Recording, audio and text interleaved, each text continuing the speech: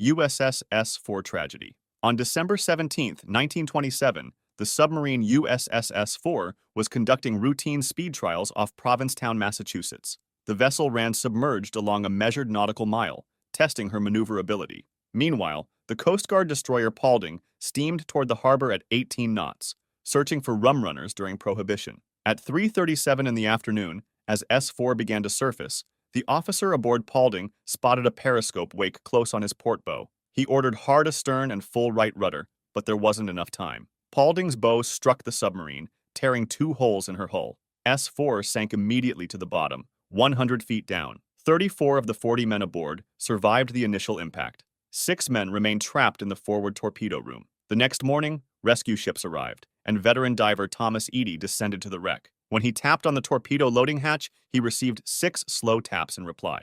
The men inside were alive. Throughout that day and the next, divers battled terrible weather, struggling to attach an air hose to the submarine. A nor'easter battered the bay with high winds. Inside the torpedo room, 25-year-old Lieutenant Graham Fitch and his 5 men lay in their bunks between torpedoes, wrapped in blankets, breathing slowly to conserve oxygen. They could hear the divers working outside, but the weather only worsened. One diver's airline fouled at 8:45 that night. Eady went down again to save his friend, exhausted from his earlier dive. By December 22nd, 5 days after the collision, the tapping had stopped. All 40 men were confirmed dead. The 6 in the torpedo room had survived nearly 3 days in darkness, waiting for a rescue that never came.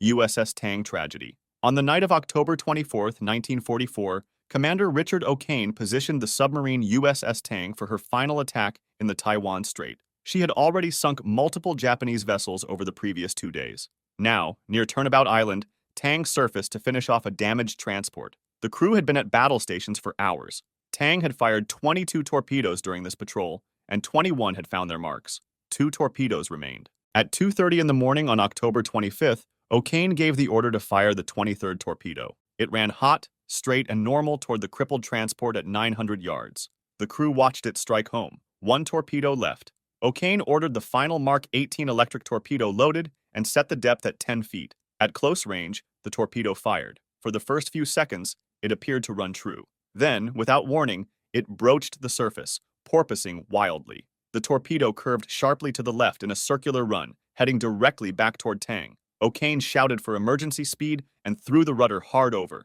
The submarine accelerated and turned, but it wasn't enough. 20 seconds after firing, their own torpedo struck Tang in the stern near the aft torpedo room. The explosion was catastrophic.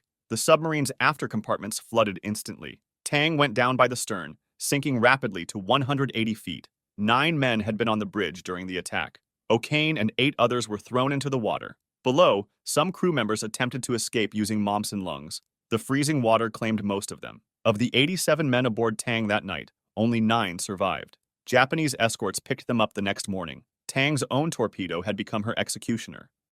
Sergei Preminin, K-219.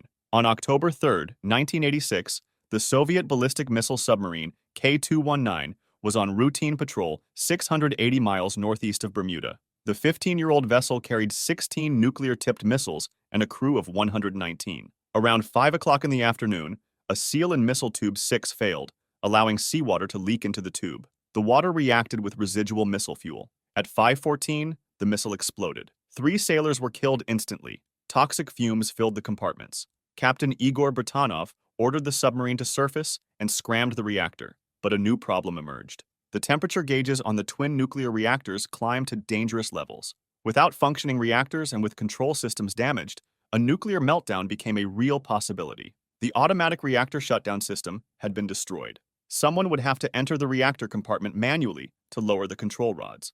Lieutenant Nikolai Belikov volunteered. 20-year-old seaman Sergei Preminin went with him. Wearing gas masks and protective suits, they entered the reactor compartment where temperatures exceeded 70 degrees Celsius. Belikov managed to lower 3 of the 4 control rod assemblies before collapsing from heat exhaustion. Preminin dragged him out. The 4th rod assembly remained active. Preminin, despite his exhaustion, volunteered to go back in alone. Using the last oxygen canisters, he entered the reactor room and manually cranked down the final rod assembly. He succeeded, preventing a meltdown. But when Preminin tried to leave, the hatch wouldn't open. A pressure differential had built up between the reactor chamber and the corridor outside. His colleagues tried desperately to force the hatch from their side, but it wouldn't budge. Preminin's oxygen ran out. The young sailor died in the reactor compartment he had just saved. K-219 sank 3 days later. K-278 Komsomolets. On April 7, 1989, the Soviet submarine K-278 Komsomolets cruised at 1,100 feet depth in the Norwegian Sea, about 112 miles southwest of Bear Island. The vessel was on her first operational patrol. Komsomolets was unlike any other submarine in the world. Her titanium hull had allowed her to dive to 3,350 feet, a world record for military submarines. At 10:55 in the morning, power fluctuations rippled through the boat. Minutes later, fire broke out in compartment 7. A high-pressure airline had ruptured, spraying oil onto a hot turbine. Fanned by 8,000 pounds per square inch of compressed air, the fire spread rapidly. Smoke poured through cable penetrations into adjoining compartments. The reactor scrammed automatically, and the submarine lost propulsion. Captain Evgeny Vanin ordered an emergency blow. 11 minutes after the fire started, Komsomolets surfaced. Most of the crew evacuated to the deck, but the captain and 5 officers remained inside, attempting to save their submarine. Compressed air continued feeding the flames. At 4:30 in the afternoon, more than 5 hours after surfacing, Komsomolets began to sink. Vanin ordered the crew on deck to abandon ship. He and 4 officers climbed into a special escape pod built into the sail. In the chaos, they lost track of their 6th companion. The 5 men sealed the pod and activated it. The sphere shot to the surface. When it arrived, a flaw in the mechanism caused the hatch to explosively decompress. 2 men died instantly. Captain Vanin and another officer were knocked unconscious. Only 1 man swam free. On the surface, 50 crew members floated in the frigid water. Soviet rescue efforts were slow. A civilian fishing vessel arrived an hour and 20 minutes later. By then, hypothermia had claimed 34 more lives. In total, 42 of the 69 crew members perished. As 12, Losharik Tragedy. On the evening of July 1, 2019, the Russian nuclear-powered submarine AS-12 Losharik was conducting deep-sea operations in Russian territorial waters in the Barents Sea. The vessel's pressure hull was constructed from 7 spherical titanium compartments that gave her the ability to dive to 20,000 feet. The crew that day included some of the most experienced submariners in the Russian Navy. 7 were captains of first rank, and 2 had been awarded Hero of the Russian Federation medals. Commander Denis Delansky was in charge. Around 8:30 in the evening Moscow time, while operating at approximately 1,000 feet depth, an electrical short circuit occurred in Losharik's battery compartment. The submarine had recently been equipped with new lithium-ion batteries. The technology was still relatively untested in submarine applications.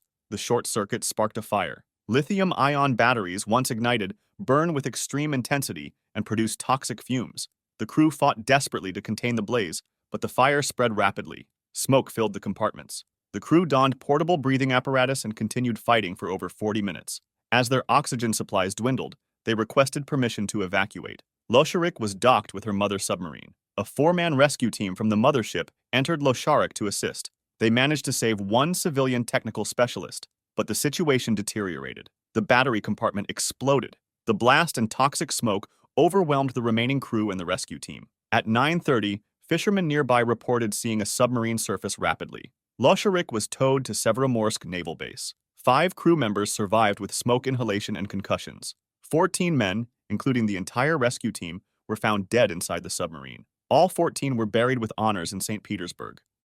OceanGate Titan Tragedy. On the morning of June 18, 2023, the submersible Titan began its descent toward the Titanic wreck site, 12,500 feet below the North Atlantic. The vessel carried 5 passengers: Stockton Rush, the CEO of OceanGate who piloted the craft; French Titanic expert Paul-Henri Nargeolet; British businessman Hamish Harding; and Pakistani businessman Shahzada Dawood and his 19-year-old son Suleiman. The Titan launched from the support ship Polar Prince at 8 o'clock in the morning. Unlike traditional submersibles with steel or titanium hulls, Titan's pressure vessel was constructed primarily from carbon fiber. Rush piloted the submersible using a modified Logitech video game controller. Multiple engineers and industry experts had raised concerns about the experimental hull design and lack of proper certification. Rush had dismissed these warnings. Communication between Titan and Polar Prince occurred via text message. The descent proceeded normally at first. About 30 minutes in, communications were lost,